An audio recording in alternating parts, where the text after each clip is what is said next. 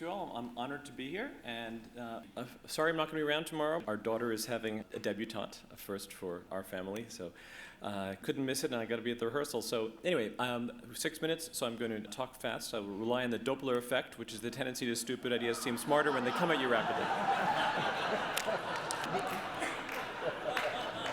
So first, a little background. So I was an econ major in college and tried to place out an econ at the GSB, and the test was a true-false test from the middle of the econ book. And the answers that you would give to that changed by the time you learned the stuff at the end of the book. But on the first day of my first college econ class, the teacher said, the answer to every question in economics is, it depends. So, needless to say, I took econ at GSB. As did Mike Lanza, who had a master's in econ from Stanford, and other people who were on. Anyway, I won't go on. So, but we got it with derivatives here. That was new for me. Anyway, so the inspiration for some of this analysis came from I did a TED talk in 2010 at Long Beach, in which I studied the microeconomics of two stop signs at one intersection in Woodside. And the cost to drivers was over $2 million in time and fuel from just that one intersection. And that's without even counting the cost of people's time from the traffic queuing, backup traffic jam. And so that got me thinking, what is going on here? So there's a huge cost to society, but there's very little public discourse about this. So my type of analysis is still missing from this whole discussion, so I'm trying to inject it. So in macroeconomic terms, $124 billion wasted in US traffic, which is $1,700 per household, and the prediction for 2030 is that it'll go up by 50%. And this is because linear trip growth leads to exponential growth in time wasted in traffic jams. And so this is actually what it looks like. This is the bad news. The good news is if you can reduce traffic a little bit, then you have exponential improvement. So there's a positive side to all this. So macro is obviously the sum of all micros, and in engineering you break down complex problems into simple parts, so the same is needed here. So there are lots of little traffic jams or queues. So one case study near our house is an Alameda and Atherton Avenue, where there's a four-way intersection with 4 stop signs, and every morning and evening there's a 5-minute queue, which leads to 115 person hours per day wasted, or 14.3 person years per year. And since time is money, which is similar to the interchangeability of energy and mass, that's just, E equals mc squared is that equation, and here the equation is $20 per hour. That multiplies out to 600,000 per year. When you divide that by a 5% discount rate, it's actually lower, but that capitalizes to a value of $12 million just to fix that intersection. And the cost of doing so is a fraction of that. So that's just time, not counting the gasoline and so forth, and it's not even a major intersection. So the solution in this particular case is hiding in plain sight, roundabouts, which in fact Stanford just put one in on the campus. Kudos to Stanford for that.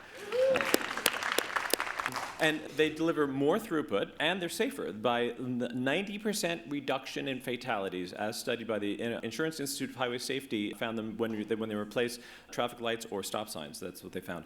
And the cost in the case of that intersection that I mentioned is only about 2% of that $12 million. So sounds like a good investment to me.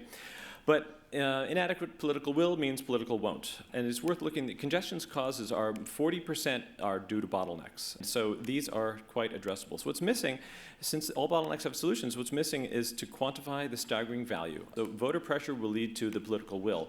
And without it, we have political won't. So public understanding will lead to the resource allocations. We have the resources. In macro terms, Larry Summers earlier this year pointed out that the share of public investment in GDP is 0. In other words, infrastructure spending is about equal to infrastructure depreciation in this country. The IMF estimated that by spending 1% more of GDP on infrastructure, it would reduce our 5th-year debt to GDP ratio just due to the improvement in productivity of our society and greater cash flow of the government. So, and the IMF, it's not a radical bunch of tax and spenders. So if not now, when interest rates on 30-year bonds are 3%, then when?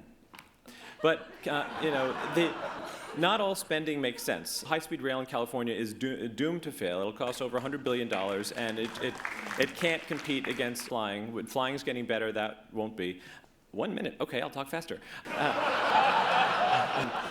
So, although I am a fan of higher speed rail, as in Elon Musk's proposal for a Hyperloop. Another bozo idea is Willow Road and 101. They're going to change the cloverleaf there to make it a partial cloverleaf, similar with traffic lights, similar to what we have in Marsh Road. When they change that, it made things much worse. The focus should be on relieving bottlenecks and to go from NIMBY to PIMBY, which is eminent domain is sometimes needed to get a sliver of land to turn at a turn lane or a roundabout, and the value is about 50 times for that piece of land is worth about 50 times more than the market value for it. So they ought to overpay. People should say, please put it in my backyard. So we need to incite solutions. Lack of complaints to city council is due to the assumption of no solutions. There are solutions. It's not hopeless. The status quo is indefensible. The government failure to act leads to revolt. And it's like a tax only works. Taxes go to pay for something. This is just value destruction.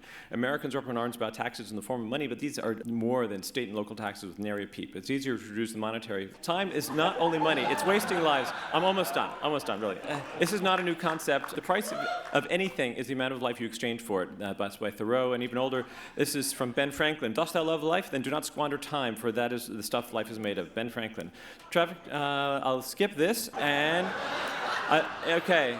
Remember, time is a great teacher, but unfortunately kills all its pupils. Thank you.